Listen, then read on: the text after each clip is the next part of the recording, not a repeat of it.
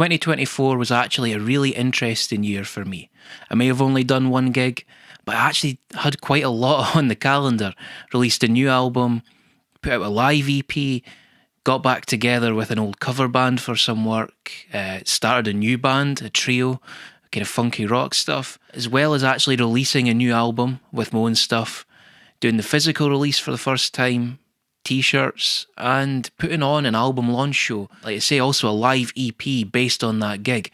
Quite a lot actually happened. So between that and some new equipment which sparked some new creative ideas, I actually learnt quite a lot in 2024. So today I'm going to break down some of the things that this year has taught me as a musician. Hopefully it might be of use to some of you, and maybe you could leave in the comments some of the things that you've learnt this year. So to not waste any time, let's get straight into it. And the biggest thing for me was really the album. It's actually the second album I've done, if you don't include the EP I did prior. And yeah, there was a lot to learn this time. In fact, there really could be an entire video just on things I learnt making this album. Actually, if you want to see that video, let me know. I'll make it up. Just let me know in the comments. But one of the biggest things I did learn from making the album was to enjoy the process. Sadly, it took the stress of making the album and kind of losing sight of what was important for a little bit to really learn this one. Really, the biggest thing that I took away from this was to not let these stresses get in the way of creativity. Between short deadlines, another thing I learnt, which is don't get caught up in short deadlines, give yourself plenty of time, or don't even set a deadline, even better. And also just life getting in the way. I kind of lost sight of what was important with this. The big thing that reminded me was we don't do music, we play music. It has to be fun. And sadly, for a little bit, I lost sight of that. Thankfully, I did get that back on track, really enjoyed finishing the album, and I must admit, I'm really happy with the final results. I learnt a lot doing this album, from the recording process, which is always a learning curve. There's always something you can learn on that front. By no means an expert at this side of things, but learning more about recording, in particular the mixing and mastering aspect, there has been an improvement there, and I feel like I learnt a lot doing it. So the album alone taught me so much for this year. But the big thing for me was enjoy it. So moving forward, I'm not even going to set a deadline. I'm going to enjoy the recording process, enjoy the writing work, and just, it takes as long as it takes. And I'm not even going to think about the stressful aspect until the music's at least at the mixing stage. And then we can think deadlines. On a similar note, it was actually a piece of equipment that has inspired me to write in a new way moving forward. And that was the Zoom Live Track 12. This is a piece of equipment I bought used, and I actually bought it for my in-ear monitors rig, and so that I could record multi-tracks from gigs and rehearsals. In fact, the live EP that I put out a couple of months back was done from this. It was multi-track recordings of our live rig, mixed and mastered ahead of putting it out. And it's really good because it means we can do a lot with our rehearsals moving forward. So we can record rehearsals, and both me and my dad, Andy, who plays keys for me, we can have a mix without ourselves in it for rehearsing if we're away. Don't have to be at the rig to rehearse, which is a lot of fun. But also, if there's any new ideas that happen while we're rehearsing, we've got them recorded, it's all there. And then, of course, being able to record every gig moving forward and have pro audio from it is a massive advantage. But the real creativity with this piece of equipment is actually in being able to record into it without using a computer. From a writing perspective, it's a little bit like using an old tape machine, but without all the hassle of having to deal with reel-to-reel machines and the massive costs involved in that. This gives me the ability to record in that same way though. So playing full takes, minimal edits, really embracing the performance and the kind of imperfections that come with that. A big thing I learnt this year was embracing imperfections, not overly fixing things. And even though the album was done on Ableton, I even tried to take that principle into that album. And moving forward, this is actually a really good way of doing that, because this mixer, although you can do overdubs and edits and whatnot, I'm not interested in that. I can record layers and then build them up as a multi-track that can then be taken into Ableton and mixed afterwards, can be edited if really necessary. But ultimately this lets me record like I was recording on a reel-to-reel, but without all those hassles. A massive creative boost for me. I'm really excited to get going with this moving forward. It's actually set up to my right just now for rehearsing with the live set for gigs next year. But that live rig, I'm going to be starting writing with that literally, probably by the time this video comes up, I'll have already started. And that's the process moving forward, recording into a mixer as we're going and then mixing afterwards, trying to get full takes, minimal edits, live performances, really capturing a performance. And that's inspiring to me, and that's been a massive learning curve going at the end of this year. Something else I learned as part of the recording process, but mainly for the album launch gig, was to delegate. If I'm totally honest, the album launch was exhausting for me. I loved performing, don't get me wrong, and although it was a small gig, I think we played to maybe 50 odd people, 60 max, and thank you again to everyone that came along. That really did mean a lot, and it allowed us to get that recording of the live performance, which is up on YouTube, and it really served a purpose and was really valuable for me. So thank you to everyone that made that possible, including everybody that helped work on it. And we did have a team around doing that. I had friends who drove the equipment through, helped set up, helped with filming. We had friends and family who did the door, letting people in, maintained the merch table, even had the lighting done in-house this time. It was a really great team around it. And even the support band was the trio I've started working with. So it was all in-house for as much as we could. Really, it was the venue staff. We did have the venue lighting engineer do the videos and the live sound. And it was all their security. But what I didn't take into account was still just how many jobs fell on my shoulders. And that's part of being a solo artist. You have to make a lot of decisions. So building my own rig, because we didn't have techs to do that. So building the rig and then doing the sound check, obviously that's something I love doing. But that's okay if it's one band, but when you're also in the support band as well, you're on stage for the whole of sound check, and then you're setting up and tearing down with both acts. I'll be honest with you, from the minute we loaded into the venue until I got back to my hotel room after the gig, I never sat down once. I was on my feet doing something the entire time. And that's great. I feel very fortunate to be in a situation where I could play a gig like that. That really was fantastic. But it's good if you can take a second to enjoy it. And at times when you're running about like a headless chicken, you don't get to do that. Not to be too negative about it though, because I did love performing and I'll do it again in a heartbeat. I'm already looking at gigs for next year. But I think having other people lighten the load for you a little bit is something I need to be better at. I wouldn't say I was a control freak, but I am really bad for not delegating to others with things that really could be. And I mentioned the other bands I've been involved with this year, and that's raised another topic. Give me a second. This is my Cort fretless bass that I've been playing on most things lately when I'm not playing the weird headless thing that it's actually been very popular. I didn't think it would be. But this bass is fantastic. And actually, if I can interject, another thing I've learnt this year is do not overlook Cort guitars and basses. Massive value for money, incredibly well built, and great sounding instruments that punch way above their price tag. If you don't know who Cort are, they've built for just about everybody, have one of the biggest guitar factories going in the world, and they've basically learnt how to build the perfect instruments and do that on their own now. R&D done of years for building for others, and now they build these fantastic instruments. This is incredible value for money as a bass. It's fantastic, but it's not for everything. It's great for my music because it's fretless bass and everything I do. But something I've learnt this year, let me just put this down. Something I've learnt this year is that sometimes fretless isn't for everything. In particular, the trio I've been working with. It's kind of funky, bluesy, slightly psychedelic rock. And fretless just isn't the sound for that. So why force it? It's not the right tool for the job. I've got my Squier jazz bass, the white one that you've seen on here before probably. That's now the perfect bass for that job.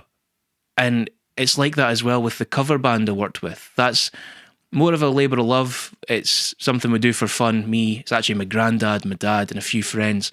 We've been doing this for years, usually once a year. And we got that back together a few months back. And again, fretless just isn't the right thing. I'll play that white jazz bass. I'll also play the Fender that's sitting behind me. It's got flat wounds on it, which, considering it's old school covers, that works perfectly for that stuff. So it's really choosing the right tool for the right job. You can't be too proud to go, you know what, fretless isn't the right thing for this. That was a tough pill to swallow as someone who is so focused and fanatical about fretless basses, but, well, you've just got to do it. The point being, choose the right tool for the right job. Same with amplifiers. I run DI rigs for my music, but I still have a Mark bass combo that'll be running for traditional band stuff, because it's not always going to be an in-ears gig with a great PA. Really, it has to be tailored to the specific gig. So that's really been a learning curve for me. Another piece of equipment that really taught me a lesson this year was actually something I used last year as well for a little bit. But I've really dug into it this year and learnt quite a bit. And that is the Electro-Harmonix Tri-Parallel Mixer. This is a mixer pedal, which on face value you're probably saying, why is that so important? Well, this pedal actually gives you the ability to put your effects into parallel loops. I did explain this in the 2023 live rig rundown. But to keep a long story short for this one, basically think about it as 3 parallel paths. So your signal comes in and splits into 3 that run in parallel and then get mixed back together. For bass players, parallel effects is actually a really valuable thing. You maybe heard of bi-amped rigs where it's a trebly, distorted sound in one amp with a really clean but powerful low-end amp on the other side, blending the two together. Some pedals even have a dry blend on them. But what really gives you the best thing is if you run your effects in parallel with your clean. That's really the point here. And mostly it's drives where they value this, but it works great for other things as well. Having that with your delay, be able to blend the wet of your delay in with the dry sound. Octavers, blending in the clean with the octave effect. All of these things are really quite valuable and can create some really great tonal textures. And that's how I used this. I had an octaver in one loop with a fuzz sometimes. I had my drive chain. That drive chain had my overdrive in it, some octave up effects, a wah, my delay, flanger. Really, it was a signal chain, but that was all running in parallel with my clean and in parallel with the sub-octave when I kicked it on. None of those things were combined together.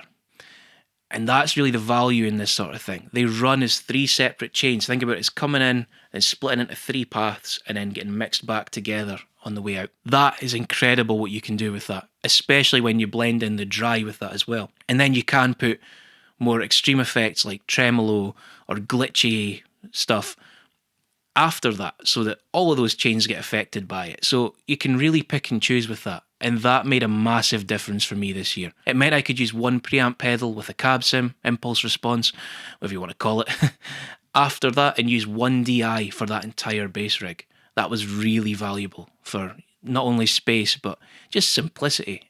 It's a lot easier to work with at front of house. And again, that also meant we could take just one feed into our in-ear monitors rig as well, which was really helpful. Something I mentioned there as well was simplicity. And a big thing I learned this year was to scale down but don't compromise. When we started designing the rig for this year, things got a little bit out of hand at first, and I'll take full responsibility for that. I was going to have multiple keyboards, there was going to be 4 or 5 basses, there was going to be a pedal board with 30 odd effects on it, and while it was still a big pedal board, that did get reduced a bit. Ended up only playing 2 basses for my set and the bass for the support act. The synth rig was 1 keyboard with 1 sound. Everything got simplified down to what was just necessary. Of course, if you've got a big crew, you can take everything you want. But especially for next year, for 2025, there's travel dates. In fact, at the time of filming this, it's just been announced I'm playing at Cable Festival in Stoke-on-Trent, end of February, start of March. And for that, it's going to have to be a much more scaled down travel rig. And the way we're doing that is not compromising, but just being clever about how we do things. Rather than having a synth table and a pedal board, I'm going to combine the pedal board underneath the synths on the table and then use a MIDI controller to switch them. So I'll still be using lots of effects pedals. I'll also be using the AE modular to process my bass. There's a dedicated rack for that. But all of those pedals and the AE modular will be on a table underneath the AE modular for everything else. It's almost like a two-tier table now because the laptop stands. And then I'm using a MIDI controller and expression pedals on the floor to control it. So much easier to travel with, much easier to set up at very short notice. It's taken the setup time at venues down from being 30 minutes plus to, well, who knows, we're only just finishing it, and the more we do it, the easier it's going to get. The way we have it set up now, everything is so efficient, and really there's no time wasted. But there's also no compromise. Everything we need is still there. We've still got lots of pedals, still got the big modular synth. The live keys rig is really cool now as well. That's part modular as well. Like I say, no compromise, but efficient and scaled down where we could. Tying back in now with the mixer, but also with the way this rig works now, because all of the rig is actually pre-mixed. Again, another thing that means there's no compromise, but is more efficient. Everything is running through that mixer, and then that mixer is actually sending to front of house. They get 2 XLRs left and right from that mixer, and then we get in-ear monitor mixes also from that mixer. Different mixes, because that's one of the advantages of that desk, but then we can have our in-ears done there. We also have the ability, like I mentioned, to record on the desk. So while all this is going on, we've also got zero excuse not to be recording everything. But much like that, we'll have a camera running for everything we do. Because why not film everything? If you've got a record of everything, you can learn from it. It can be the game tapes you review to improve things. You could capture lightning in a bottle and really pick up on some magic that happened once in the room that would be impossible to recreate, at least from a performance aspect or a feel aspect. But also you could catch something really interesting at a gig. You never know when something funny might happen that would be great for social media. But if you're not filming it, you're not recording it, you'll never have that. So that's really a focus moving forward. Film everything and record audio from everything, because you don't know what could happen. Next up, I want to go back to the album recording process, specifically physical media or physical product. For me, that was cassettes this time, because of the nostalgic vibe of the album, the concept. It made sense to do that. But then also t-shirts. And what I learnt with both of these things is kind of like the running theme of this album. Don't leave it to the last minute, and don't set too tight a deadline. Believe it or not, the merch, the t-shirts and the cassettes both arrived with me about 2 or 3 days before the launch gig. I didn't actually know for certain they were even going to be there on time. Not because of any of the companies involved, but because of me. Now, there was also some technical difficulties when some of the stuff arrived, and there wasn't enough time to resolve it before the gig. So I had to just put them out as things were. Another thing I've learned is be careful of the quantities you order. For example, I ordered 10 t-shirts because that would cover what I expected, and I made the mistake of getting sizes that nobody wanted. The cassettes, I've only ordered a very small number. There's still a good few left because not everybody wants a cassette. It's niche. And let's be honest, if I'd ordered 100 of them, that could have been catastrophic. That could be an amount of money that I'm trying to recoup for, well, quite a while. So I did 20. And I think I've still got about 10 or something left. Now, those are very small numbers. It still wasn't cheap though. And it's something that, like I say, it'll be good for gigs next year. That's why I did as many as I did. Because being honest, I didn't think I would sell them all. And I was right. And that's why you do this. You'd maybe add on a few more than you would expect to sell so that you've got a few in stock as things progress. And I'm glad I went the route I did. They came out great. I really like the way they look. They sound good. I was really impressed with the final product. But like I say, quantity-wise, you could easily get carried away. And that's something I did really learn from. Thankfully, I didn't get too carried away. Now, finally, I want to talk about the AE modular, as if I've not spoken enough about it lately. In fact, there was a whole video about how I used the AE modular this year, put up just a few weeks back. I'll have that somewhere. The AE modular has taught me so much.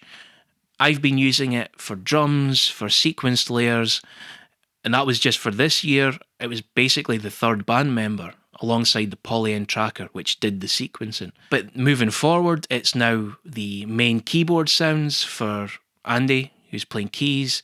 It's also a multi-effects processor for my bass. I'm in the process of building that literally this weekend as I film this. It's going to be doing delays, reverbs, phaser, filtering effects, tremolo, ring modulation, now that that's just arrived as well, actually. So much that it can do. In fact, I think as things go, you'll see more and more of that for my effects moving forward. Of course, there's still a lot of pedals that are still going to be in use. There's some things I'll never take off my board. But it's doing a lot more, and it's been a massive learning curve, not just understanding it, but also learning how it suits me best. When it comes to modular, you could easily jump into, well, this is how they use it, so I'm going to do that. And there's a lot of avenues you could take that. But again, much like building a rig, rather than biting off too much in one go, really think through, well, what do I need it to do? Don't get too carried away and just let it happen. Because what's happened is it's really surprised me at how valuable it is for me. I've learnt how it works best for what I do. I've learnt how I can best interact with it. And like I say, by not trying to copy someone else's rack and just learning what I need from it, it's kind of organically grown into the perfect companion for my music. Like I say, it is the third band member now, and it's all happening live. And that principle can go into pedals, DAWs, bits of rack equipment, guitars. Don't force it. Just let it kind of find its place in what you do. And it's for those reasons as well that I'll have a completely different pedal board for the trio setup to what I have in my live rig. So these are the biggest lessons I've learnt this year. Some of it also will be things I try to keep in mind as I move forward, particularly the recording stuff and the live rig stuff. Because let's face it, you're never done learning in music, and it's not just with learning how to play. This whole live recording, being an artist thing is completely new to me and something that I'm very much a beginner at. You're never done learning. If anything, the more you learn, the more questions it brings up for you as well. And that's part of the fun of music. So that's the biggest things I've learnt this year. I'd love to know what stood out for you this year. What taught you a real lesson music-wise? And also let me know if there's anything you want to see moving forward. I'd love to take that on board moving into 2025. Like I say, as well, a bit of shameless plug, but Echoes from the Cutting Room Floor is out now, as is Live from the Cutting Room Floor, which is the live EP we did after the gig. At the time of filming this, Cable Fest 2025, or Cable Festival 3, is now been announced, and I cannot wait to play that down in Stoke-on-Trent. Great lineup involved in that, very varied mix of electronic music, not just one niche. So that'll be exciting to be a part of, as well as hopefully some more gigs as well. So there'll be links to everything involved in that down below. If you've got any questions, stick them in the comments section. I'd love to chat with you about this stuff. Thanks again for your support in 2024, for making all this stuff possible. And I'll see you all again in 2025. Until then, keep working on those bass faces.